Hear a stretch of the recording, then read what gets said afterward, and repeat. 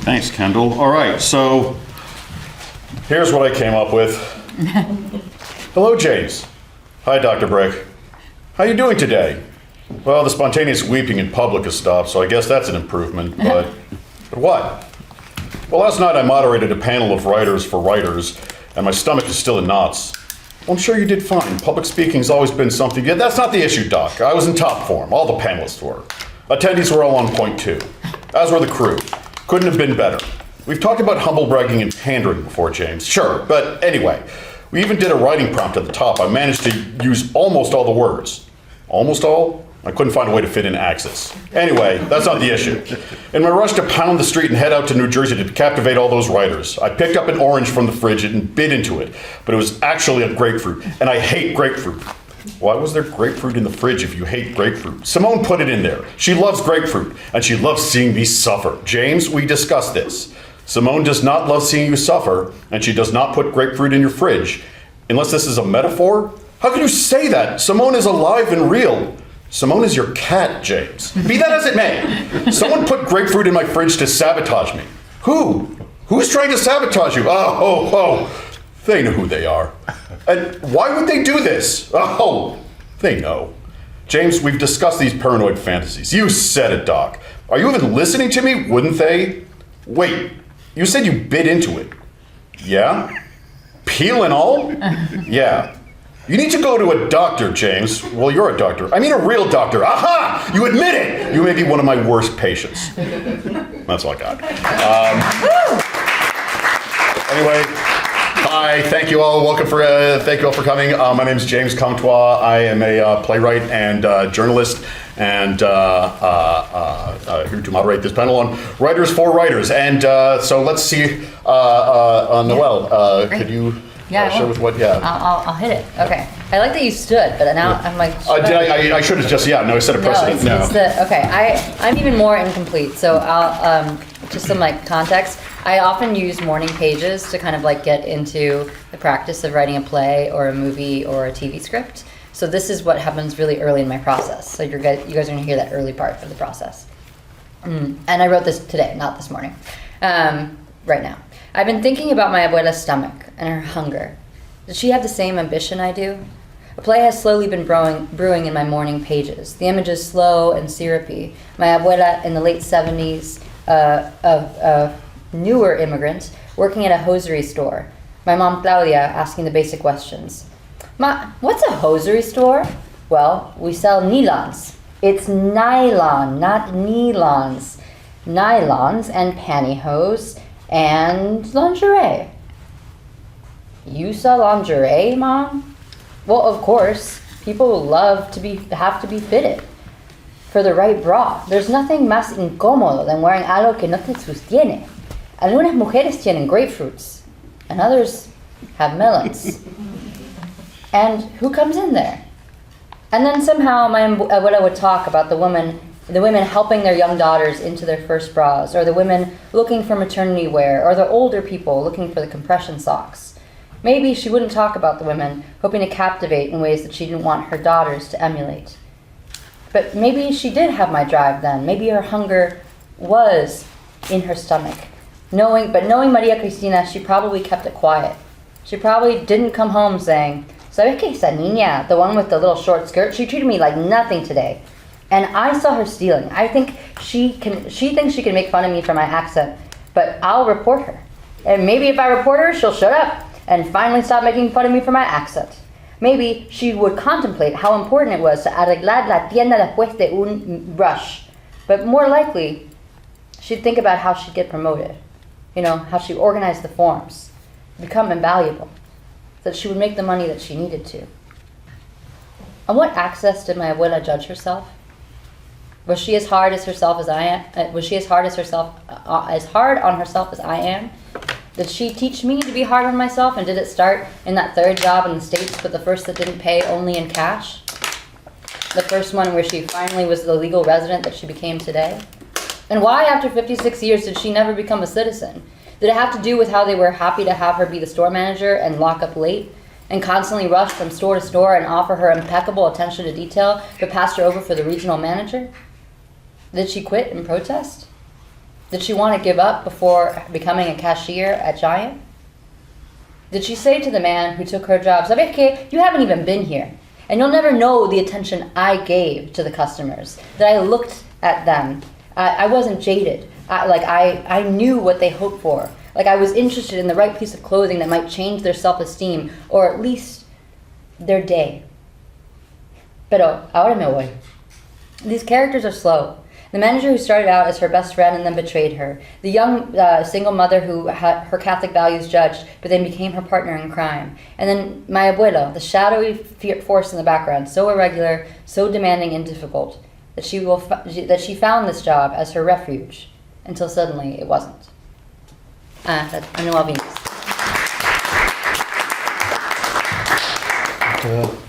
Tishon Glover, would you like to share yours? No. All right.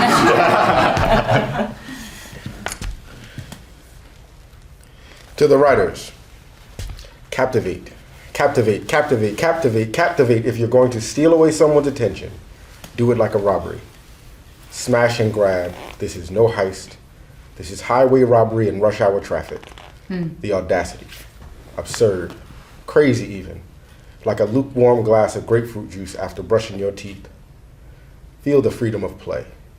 Frolic in the mania. Forget the form. Write your stomach inside out. Tell a tale. Make it epic. Make it absurd. Earnest always, but absurd. As absurd as trying to articulate the infinity of right now, the everywhere of right here. Go off. Spin a yarn off Earth's axis and crochet a cardigan of a story. Something you can leave behind for the next person to find comfort from the cold, dark truth of it all.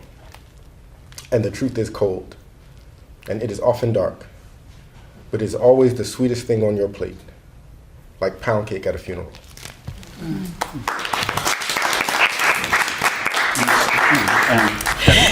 Field trips called for a walk to the bodega the morning of. Demanded a bacon, egg, and cheese of my $5. Said we gon' eat before we go to the Bronx Zoo. Always on the D train, always on Wednesdays, always free entry. The train was us hood kids' magic vessel into Wonderland. We made steel poles our enchanted forest, wished upon the stars of its lights, and tapped our feet to the sound of the underground roar. We say the most Bronx trip you could attend was the Bronx Zoo. Was the one that was cheapest for the school budget, was the one that all of our mommies could afford, was the other place where caged beings live. Say the mark of nativity is watching other things in capture, is being a witness to the cage, is celebrating the fact that at least we voyage together. Say we dream of home too. I say I'm from New York and I mean I've been going to the same braiding shop on Fordham since I was 11. I found the rhythm of fingers twirling my hair into soil and blossom and named it my favorite beat. I say I'm from New York and I mean I recite Hey Ma by Cameron and Dile al Amor by Aventura in my sleep. I mean, I dream of song. These be the gospel tunes that made block aunties and tias jump up in praise. I mean, La Pompa, our fire hydrant, was my baptism, and these streets are my church.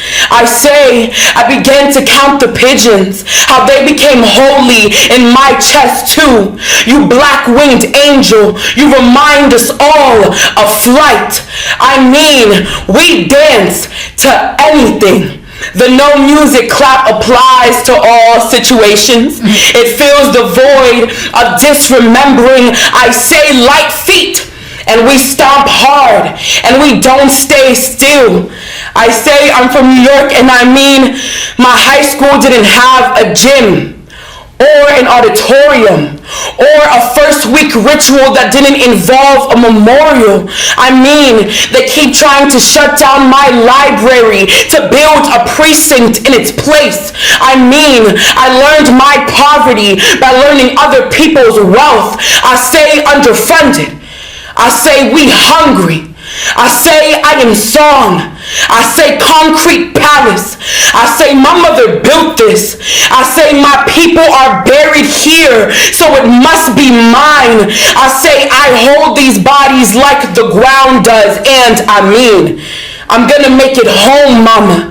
I mean, this city won't swallow me. I mean, this country can't pick me from its teeth. I mean, gentrifiers better make room for us.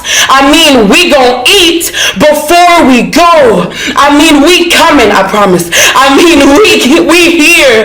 I mean, if these city lights are my stars, then I'm not too far from them at all. I mean, if the pigeons can fly, then I can too. I say we black and brown and poor and trans and queer, we're eternal. We build, so we burn. It is cultural practice to refuse to die. Thank you.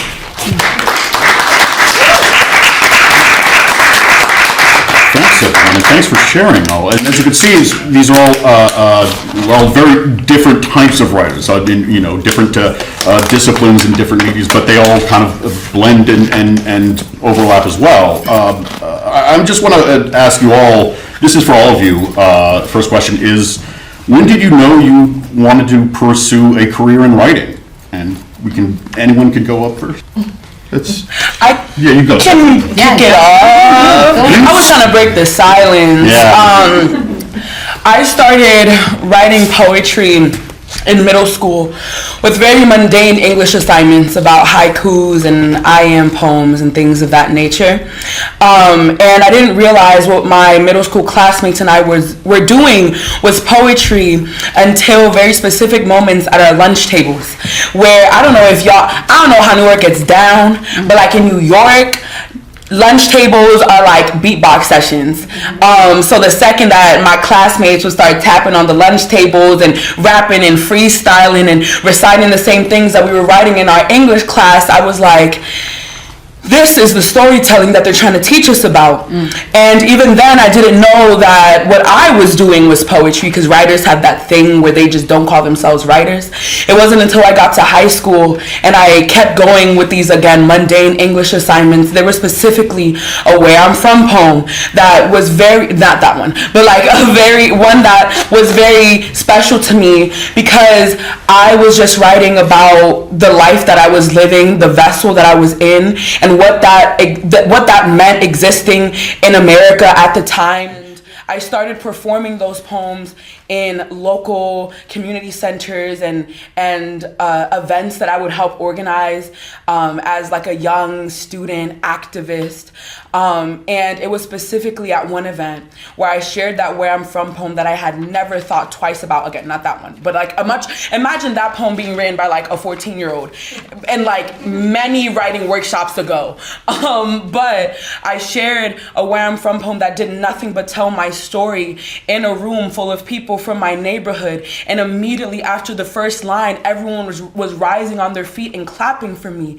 And at that point it fully clicked beyond what the lunch table could have taught me, that I was meant to speak to crowds of people, because there were too many people waiting for my story, because they were waiting for theirs to be shared on a stage. And from that point forward, I felt like all my stars had aligned and had pointed me to poetry and to writing, because it had pointed me to my community. And I try to stay grounded in that till this day. And I guess I'm lucky that I got that kind of awakening early on.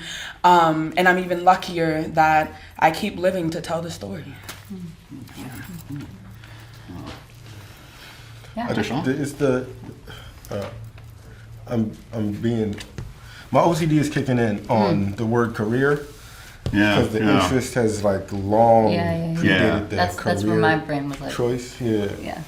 Career is we can make it very broad and vague, but it makes a difference. It helps though. Yeah. I mean, and it is a career, so that did happen at a point.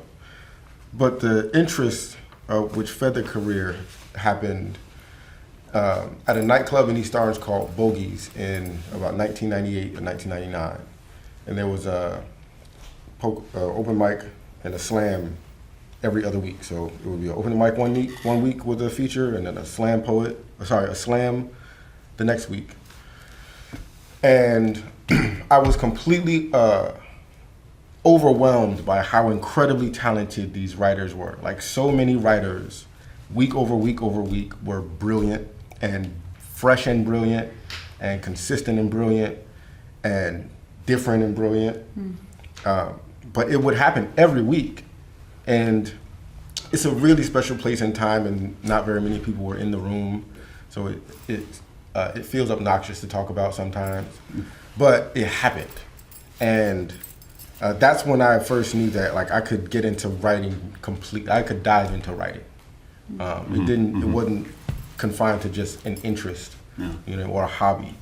But the career part happened with publishing the New York Times, starting the New York Times, and the idea that there are so many stories, to Stephanie's point, to be told, and most people are not interested or brave enough to plainly tell their story. Like, it takes courage, it takes bravery, and it takes interest. And we all want to be seen, but it's, public speaking is the greater fear than death, scenario. So the New York Times is where I was afforded the opportunity to tell more stories than my story, and more stories every day, because I was able to cover a city and the stories of the city. I love the way you answered that. I think that's really, like, the difference in for me, I feel like I started writing poetry really young. Like at 8, I think I had a lot of like big feelings, and I couldn't put them anywhere. And so I would often, like, I still remember that poem, which wasn't good. It was like, it was about jealousy. It was like, I'm green with jealousy, I'm purple with envy. She has this and he has that. I want a hat like that. Like, that's I remember that poem because it wasn't good, but it was like, I was so proud of it, and it took me so long to make it. And so throughout my like middle school and high school years, I wrote a lot of poetry. I had like a poetry blog. I showed up to college as like an acting major, slamming poetry, and made friends that way. But it wasn't until like 2 years into like studying acting, and I went to college in Boston, and I'm from the DC area, that I was kind of watching like a new play festival and thinking about the plays that were in my program, and they really didn't reflect me. Like, not only were they like from like the 1950s and 60s and weren't relevant to me as like a young person in 2010, 2011, but like they also were just not about the way I grew up. They were Boston, at least the Boston I was seeing, which I know is not true Boston, because I met true Boston a year later, but like at that point felt very white. And so I got really pissed, which is always my first. I get angry, and then I get envious, and I was like, I can write a fucking play better than that. Like, it was very simple. It was, I can write a play better than that. And so I went home, and suddenly it became like a divining purpose, and my whole career changed. Like, I still wanted to act, and I was still interested in directing, and I was still but I was like, it became like this rhythm of everything I did. Like, I should be writing a play right now. I started leaving plays at intermission and stopping like a good audience member. Like, if I didn't like a play, I'd be like, I'm gonna leave and I'm gonna work on my play, because my play is gonna be better than the play I'm seeing. And the audacity of that, especially coming from the theater, which is a very white medium, honestly, of like being like, I'm not gonna follow the rules. I'm gonna do my own thing. I'm gonna tell a story with Latin characters. I'm gonna tell stories in different ways. For me, was like the part that was like, okay, now this can become a career. And that really, even when things were hard, and when I had to move home after college, and like, my dad got really sick, and I'm the oldest of 4 kids. I had to teach high school theater, public school theater. I was still writing on the side, because it was like this thing that I knew that I needed to keep doing. And that really helped me kind of keep pursuing that. And that has always been my North Star. It's like, there's always dialogue, and there's always characters that other people haven't seen. And especially as the culture evolves, and like there's more visibility for those of us that haven't had our stories told, it becomes more and more obvious to me that like, that there's still more stories that haven't been told. Like, there's still another layer. So I think for me, it's like really inspiring to like be in these spaces, because I'm like, okay, these are other stories I don't know about. I don't know. I'm actually going to just because you like me are a playwright, and I want to just sort of ask, what role does the playwright have in getting a new project on stage? A huge one. I mean, I think so. In the way that you were just talking a little bit about like fear of public speaking is worse than death. I think that's really true. And in the theater, you have to be willing to be extroverted. I mean, there are playwriting competitions that you can submit plays to and all of that, but you have to really be willing to kind of like go up to an artistic director, go to opening nights, talk to people about your play, be extroverted. In the very beginning of a career, you have to produce your plays, you have to be in your plays. I think you don't have to. You can definitely get other extroverted people to do it for you. But for me, the way I found my way of doing it was like, I'm gonna, again, it's pretty soon after that story I just described of like being mad. I was like, I'm gonna make my own play because I submitted it to these competitions. No one's gonna produce it. My college isn't gonna produce it. It's not gonna win the college new play festival. I gotta make it. And so I like raised, I don't know, $1,500. It wasn't that much money, but at 21 it felt like a lot of money. And I put it up. And so I think for me, like my experience has always been, you have to make your own work. And then when you start making your own work and your own self-generator, then other theaters start noticing you. Then other people are like, oh, what are you doing over there? And I think that to me is like pretty crucial. And then as you get into bigger venues, like La Jolla Playhouse is the biggest place I've ever had a play be produced. It's on the West Coast. It's in like the greater San Diego area. It's the biggest budget I've ever had. In that process, because I've had all these years of producing my own work and being in my own work, I was like really hands-on. And I don't think they always have playwrights that are rolling like that. But I was like, no, these are my thoughts. And like, don't spend money on that. That's a waste of money. It's not that important to me. I think other playwrights maybe sit back a little bit, but I just have a different style. Right. And Tayshawn, you work across sort of multi disciplines and stuff. Can you tell us about that and sort of talk about like how to write across disciplines, or is there a challenge? Is there the danger of getting pigeonholed? There's the danger if you submit to it, but otherwise, I am of a mind that it's all play. It's all of this, the writing, the living, all of it is play, or at least an opportunity for play, and so there's this elasticity in writing. You can use your imagination in any type of writing. There is a way to color every type of writing, down to a prescription. Like you can, and there is opportunity in the various styles and types and structures and forms of writing. So you can play within the sandbox, or you can jump out of the sandbox into another sandbox and exhibit that elasticity in your writing if you should so choose. But I think a point that was really well made by Stephanie and Noel is that we're talking about stories. We're talking about like actual life. We're not talking about objective ideas. Even when we say we are, we're most likely not. So there is just so much room to play, and that doesn't mean reckless. It doesn't mean coloring outside the line for the sake of coloring outside the line, but it's a creative experience, it's a creative process. It's funny, just for me, I always, because I'm both a journalist and I've written plays, and there are times it's unnerving when I'm like calling a source for to work on a news story, and they're like, all right, so and we're in the conversation, so James Conter, that's James Conter the playwright too, and I'm like, you found out my other life, you found out I'm Nick Offerman playing saxophone at that jazz club, but I probably should start to be more open about that idea and letting them and not be like on guard on that. But yeah. And speaking of titles, Stephanie, you are the National Youth Poet Laureate of the United States, which is awesome. Tell us about that, please. Tell us what is a poet laureate? How does that? Yeah. It is a very long title with a lot of syllables, and it like only vaguely tells you what it's about. Basically, a poet laureate, specifically a youth poet laureate, is a young person who what would the founders describe it as? Like a young person who is deeply committed to writing and to like civic engagement and like community work.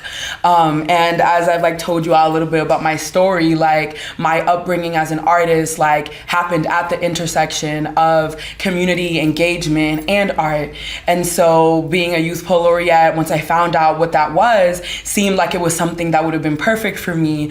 And Youth Poet Laureate titles are like specific to regions. So prior to being the National Youth Poet Laureate, I was the Youth Poet Laureate for New York City, and I got to represent New York City and its poetry and its entire poetry and advocacy scene. And then I got to apply and be judged for the first ever New York State Youth Poet Laureate competition. And then I got to be the first ever New York State Youth Poet Laureate. And then I got to climb the rank again and represent the Northeastern region of the U.S. and then compete in the finals for the National Youth Poet Laureate. It's a lot of titles. And they all have to do with just representing a region and a community through writing and storytelling and uplifting stories, and also tying that into activism, because I believe that storytelling and writing and just art in general can't exist without activism, and vice versa. I feel like they belong. I'll take some applause for that. I deeply believe that they belong together, and I think it would almost be irresponsible for me as a writer to not talk about what's happening around me and not talk about what's happening in the country at large, in the world at large, but also not memorialize and immortalize the stories of my community, of like my Black little neighborhood in the South, my Black big neighborhood in the South Bronx, and make sure that we're being remembered correctly. So yeah, the title is just a fancy way of saying that these two belong together, and I'll make sure that they are both kept alive together. Yeah. Great.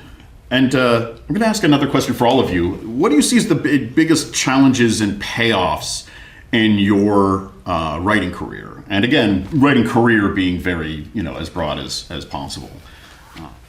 I think one of the biggest challenges is when we put expectation on what is supposed to come out of our writing, like putting some type of transaction to the writing, whether it is what words end up on the page or what happens after those words, end up on the page. Because it shows itself in people writing the same because it worked in one last time. Mm-hmm. It also shows itself in people, in writers. We're all writers, and we're all writers. Like, it's on your Facebook post. You're a writer. You're a writer. But it shows itself in us being, we talked earlier about like sometimes in the practice of writing, you can develop your own mental obstacle courses. Yeah. Where like you gotta write a certain way. It's gotta feel good in the writing as you're writing for you to be good with those words. And you can create a prison for yourself in that writing. And sometimes that prison is incentivized by the wins and the successes and the paychecks and the whatever, and the accolades and applause. But nevertheless, it's ultimately, I'm gonna stick on this point of play. It's like the biggest challenge that I've experienced or observed is when we lose sight of the play. That's the best answer. I had another answer, but then that one's just better. I think that I really agree. I feel like a lot of what's been challenging about my career, especially because I'm also a TV writer, and right now, like, Hollywood has been really difficult. The Writers Guild just kind of published a report last Friday that there are 42% less jobs for TV writers than there were before the strike, and the strike happened in 2023. And it's been really tough. And what the effect of that has been that I have been putting a lot of commercial pressure on my writing, of like, oh, this pilot has to sell, or oh, I have to write a commercial rom-com, or oh, whatever that thing may be. And that actually really gets in the way of the true reasons that I'm making work, and some of the things that make me really good. Like some of the things that are my superpowers. I'm really good at listening to rhythm. I'm really good at endings. I know what my strengths are, and I also know what my weaknesses are. And when I start putting pressure on my work that isn't creative or isn't a sense of play, I think what ends up happening is that I start creating stuff that isn't in my voice. And I had an English teacher when I was really young say that voice is the one thing you can't teach, because it's unique to every single writer. And like that stuff is actually your magic sauce. And if you let someone else interrupt your voice, then whether it's commercial forces or someone giving you notes that aren't valuable for you, and you don't find a way to put up a wall to that, then you can really mess up the stuff that's working, you know? And so I think for me, like, there is this sense of like, where do the notes come from? And I do agree that I think everyone is a writer, and storytelling is really different than other mediums. Not everyone can pick up a guitar and play. Like, not everyone can sing. Not everyone can do a perfect like two-step, and not everyone can dance a salsa. But a lot of people can tell stories, and a lot of people think they can tell stories too. Which means, like, if there's an 8-year-old that thinks you could tell a story more entertainingly by adding an evil toilet, then that 8-year-old may be right for that 8-year-old, but may not be right for you, right? So I think that like really figuring out how to continue listening to your voice is the challenge, and I think it is also the payoff. Because when you do listen to your voice, you really pull in the people that you are meant to be making the work for, and the people that you are meant to be representing. Yeah. So it is actually really important that you continue to listen to this. And what I loved about the prompt was that it was like, sit down, ground yourself, center yourself, and then write. Because like all this other stuff, I got to write it for a check, or got to write it for to get my like Writers Guild health insurance again, or all this other stuff. That's not going to help you get here. To that point, y'all are saying all the things, and my answer is going to be like really similar to what you just said about trusting this. I feel like people, I don't know, I'm very young, but I'm getting to a point where people like have questions about like, so how did you do it? What's your advice to like young writers like trying to make a career out of this? I'm like, I don't know. I don't know. Because I feel like a lot of questions that like people who think they are aspiring writers, and I say that because if you're an aspiring writer, you're already a writer. But a question that I feel like people often have is like, how do you get your work out there? How do you like find your people? How do you make money out of this? And I'm like, I feel like that is, and I want to be careful with my words, but truly, I think that we do a disservice to ourselves as writers when we center our time and our energy too much in monopolizing our writing, and when we lose sight of why we're writing.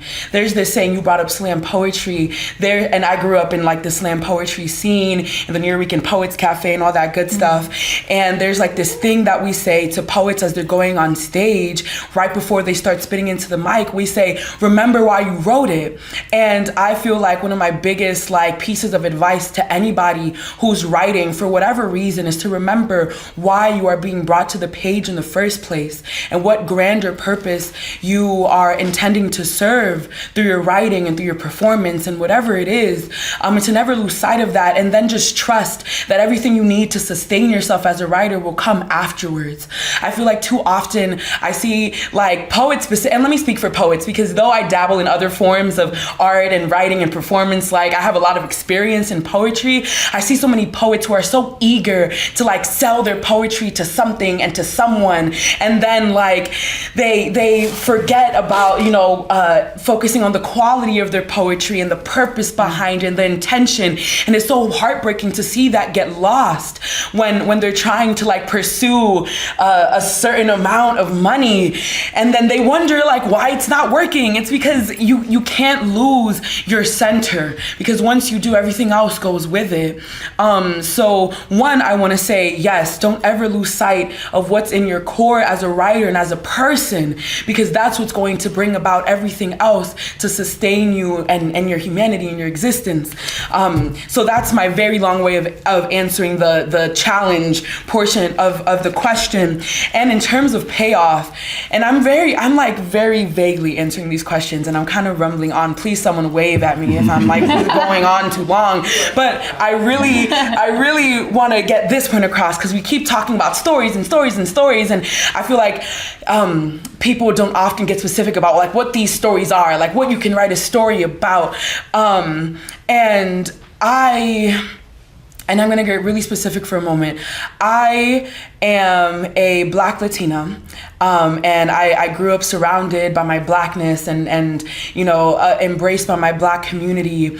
And as I've gotten older and gotten more curious about my identity and my lineage, I realized how many stories, how many, like, let me change the language of that, how many existences were not documented. As I got older and I started asking questions about my ancestry and my great-grandmother and who this person was from and this connection and this person's last name and this, and once I started asking those questions that so many Black people ask, those of us who are descended from enslaved people, when I started asking those questions, there were very few answers. There were very, very few answers. And when I turned to like poets and like the writing industry and people who were telling stories on stages, there were not people telling my story. There was nowhere where I could find answers about who I came from, right? And that was the reason behind that. Is so many things, is colonization and all the things, and oh my goodness. And I realized that if someone in my lineage didn't stop to document the fact that at least they existed, so many of us would have been completely erased from the history of the world. So many of us. There are still ancestors that I'm trying to find the names of and the existences of, and I'm still trying to find that proof. So when we're talking about the payoff of being a writer, and this is why I'm like, we gotta think bigger than just like the paycheck. The biggest payoff of being a writer is immortalizing your existence, is having something that will live beyond you, is having something that cannot be erased from a textbook. And really, I think about writing as a practice and as a deeply ancestral thing. And I think about the women and the people in my lineage who were writers before I was. And I think about like the orators, the people who were passing down histories and whatnot through oration and through speech, and people like that practice. I think about the people who kept stories alive on plantations, people whose only way of remembering somebody was through their words. I think about them, and I think about embodying that practice in my day-to-day. And already the poems that I've been able to uncover, the moments in my life and in the lives of my communities that I've been able to document, just knowing that will live far beyond us, that will live far beyond any news headline that not telling our story right, that will live far beyond any textbook that is erasing our history. If we write our own stories, we prevent ourselves from being erased. And that, beyond any paycheck, beyond any accolade, that is always going to be the biggest payoff. Yeah. I go to the things that first inspired me to write and that first awakened that interest. And often once again, it's the people around me, it's the things around me, it's the environment around me. Very often I'm just like looking outside my window and putting down on paper what I see. The poem that I shared earlier was kind of just that. Like really, it's just like looking and documenting. I turn to music often.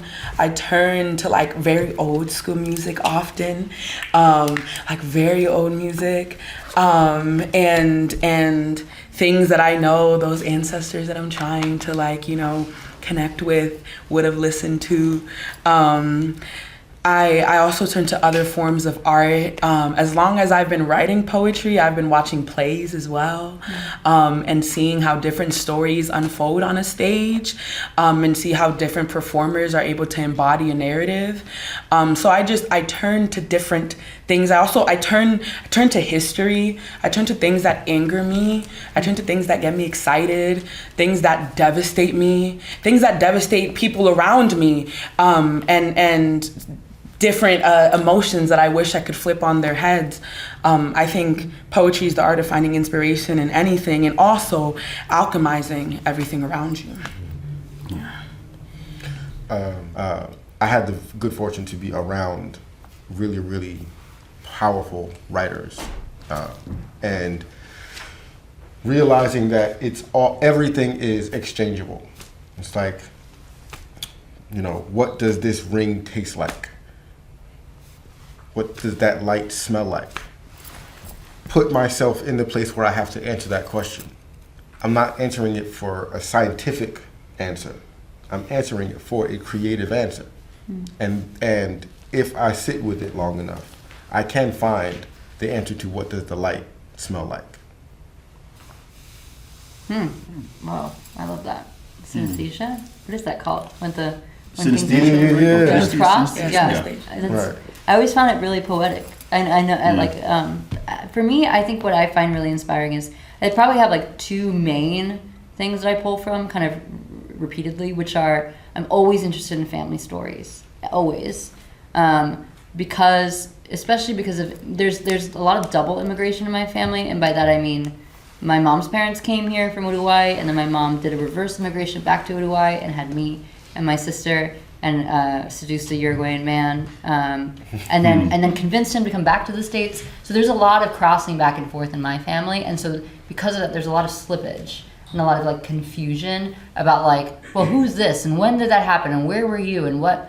And because we've lived between two countries for since 1969, I'm always confused about kind of like what we feel and what our identities are. So I often actually place myself in my maternal line specifically, but also like on my dad's side too, like what was happening in that person's life at that point in time, so I can try to understand it. Like I'm working on a play right now about my mom being pregnant with my youngest sister during 9/11, which is like a really, people say you're not supposed to experience stress during pregnancy, but we lived right next to the Pentagon, and it's not as stressful as it was for New York in some ways. But in other ways, it was like everyone around us was a military family, and they were all about to go to war. And so I'm really interested in sort of those like junctures of like crises and also like hilarity. The other stream I often pull from is dreams, because I am really interested in the surreal, and I'm really curious about how to mash up things that don't go together. I often am like really interested in dreams and dream-like language. So if I have a dream, it almost always ends up in my writing. Or a character starts talking about their dreams. In my family, dreams are a big deal. So like if, for example, like if you're trying to convince someone to do something in my family, the best way to do that is to say, I had this dream. And my father's passed. And my father came and he actually said that you should do this. Oh my God. And then, you know what? People will do stuff, So you got to be really, really careful with that power. So for me, dreams are a really big deal. And then, I think I like on an emotional level, I'm always trying to work through my rage. During the strike, I was waiting tables, and I was so pissed about it. As if other people don't wait tables, but I mean, I was back to waiting tables after having waited tables 10 years earlier, and I was so angry at the rich people of Brooklyn that I was like, I got to do something with this, and it became a whole pilot about somebody else who came from a different industry and a different background and was angry the way I was, and I think that rage is a good place to pull from as well. Because it really can activate a lot, and you can start asking yourself like, why am I mad? Yeah. Why am I so mad? And like allowing yourself to be mad without necessarily taking it out on other people. You're exploring that rage in a different way. Which is, for this is actually from a precept from the RSVP forum. As a total novice, how do we begin to write our story? I think for me, I would say find your audience member. So simple, but like I think often missed is that writing is always for somebody, right? If you don't have like a target, then it's not clear what the writing is for. So like, I often choose a target of people who don't understand my family, which looks like X, or my abuela who's like never gonna see herself represented on stage, or so it's like if you find your target, if you find your audience, then you can kind of build the rest out, right? Because the way that you're gonna talk to, like a play that I write for my youngest sister, who doesn't know anything about our history or this like the U.S. sponsored dictatorships that happen in Latin America, and she's just graduating college and she's a young person. The play I write for her is gonna be very different than the play I write for my abuela. So like, I think when you're starting out, I think for me, it's like, who do you want to talk to? And then from there, kind of like figuring out how you're going to say it, because who you talk to will change what you say. Yeah, I think I think to answer that question from my point of view, first realize that you don't have a story. It's not one definitive explanation of you that you're trying to write. It's like the Bible is not a book, it's a collection of books. Your story is a collection of stories. And to start, you can, if we're being as literal as possible, you can start by writing your day. Just write it from a first person perspective. Who had that day? Who was that person that had that day?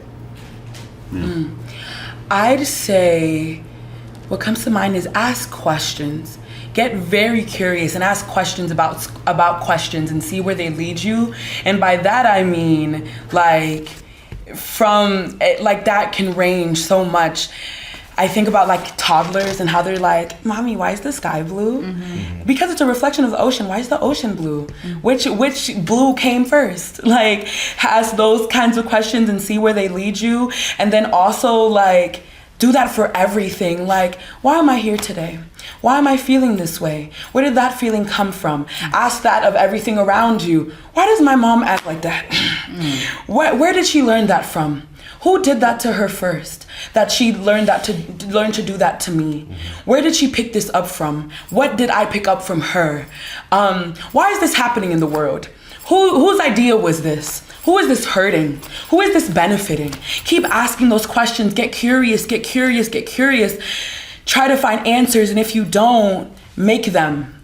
And then I like what you said earlier about like, like switching senses and like ask what your ring tastes like and what this thing smells like, and just all of that. Ask and come up with answers and search and make them for yourself and see where it takes you and where it doesn't.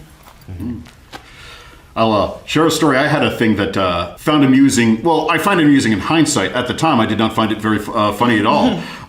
There was a playwrights festival going on at Boston University, where I went to school when I was a undergrad. And one of the years, like, you could always get in. If you wrote a play, you got in. They gave you a studio space. But they would have professors offer their feedback. And they had these little adjudication, worksheets that they would just they tacked onto their doors. I was not part of this school, so I don't know. So they gave, their little scales of 1 to 10, advice of writing, the characterization, dialogue. One of the professors, just in terms of the scale of 1 to 10, just added on mine just zeros and circled them. All across. I didn't just write the zero, circled them. Oh my God. Thanks, Prof. With a little thing, why would anyone want to watch this? The other professor had page-long description, feedback for all of the other plays and all these things. He just had 2 sentences for mine, which is, I don't have anything to say about this play. Didn't interest me. And it was, and I was like, oh. Yeah, I was not like, oh, me against the world at the time. I'm like, I should have been a plumber. And but we did a reading of it, and it played like gangbusters. And then I just realized, oh wait, no, I knew who my audience was. I knew who I was writing this for, and I knew why I wanted to write this. And I had an idea that I knew the people who would find this funny would find this funny. Yeah. And my mother is a public educator too. And that's how everyone in my family got into the game, is we all taught in the same public school system.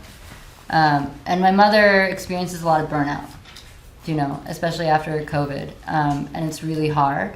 And I think part of the I think part of what happens in institutions like schools is that it gets really difficult to articulate why attention is not being paid.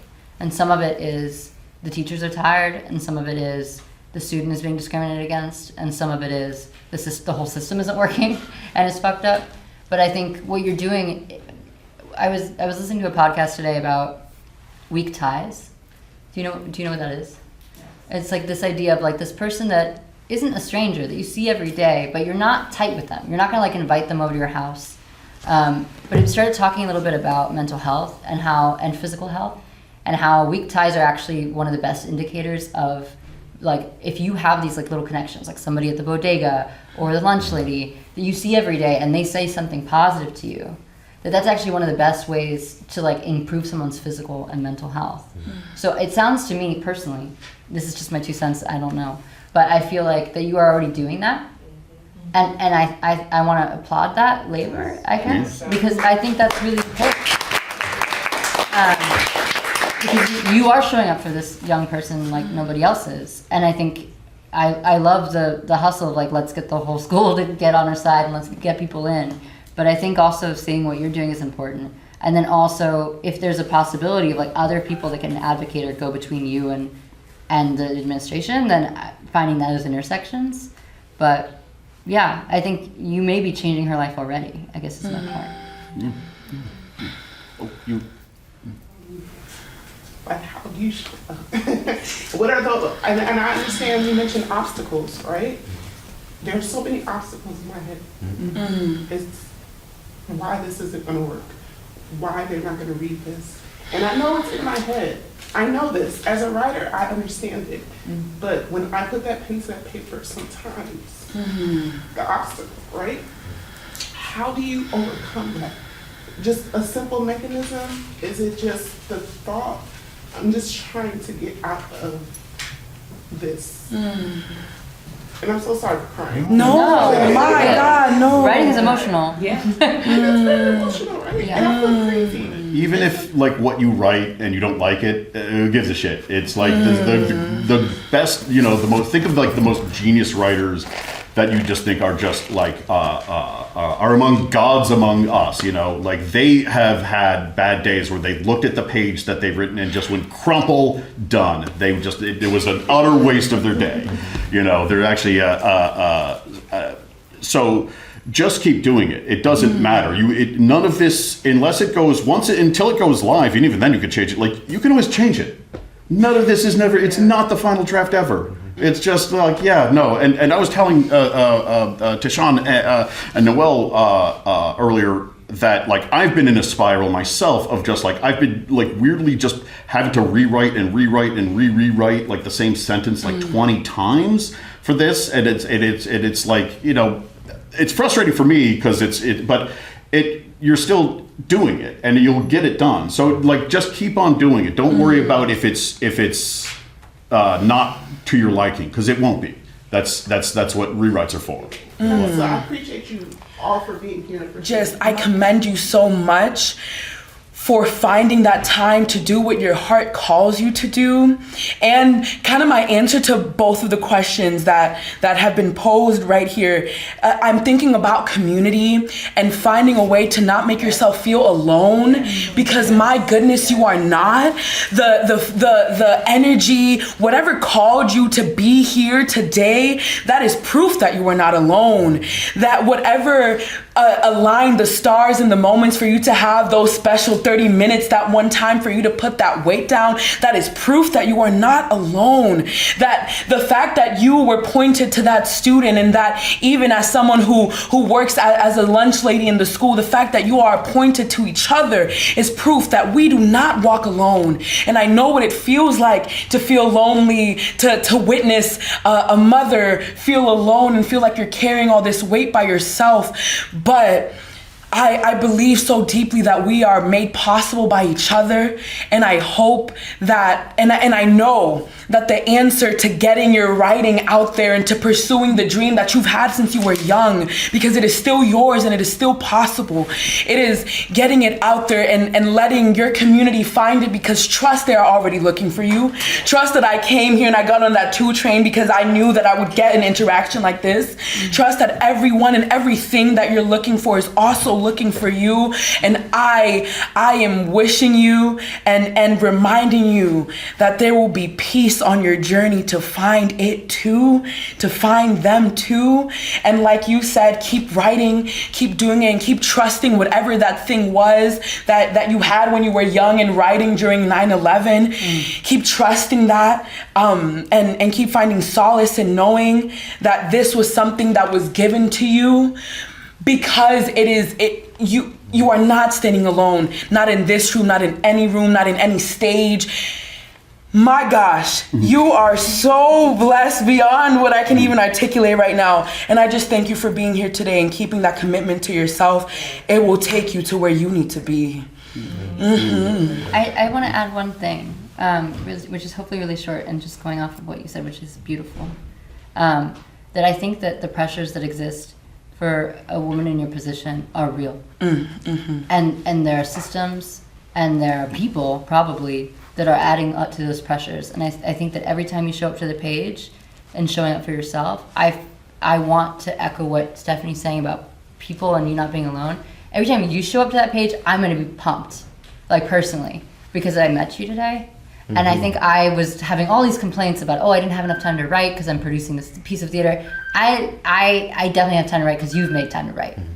There's a community of writers that because we make time to write, because we steal that time and we fight off all those demons and all those people that are like, hey, it's selfish of you to do this, that we support each other by actually making that time for each other. So I don't know if it's inspiring, but I do think this energetic stuff that Stephanie is talking about, for me, I want you to keep going personally. Because if you can keep going, then I can keep going. Do you know what I mean? Like, if you can do it, then I can do it, then a lot of people in this room can do it.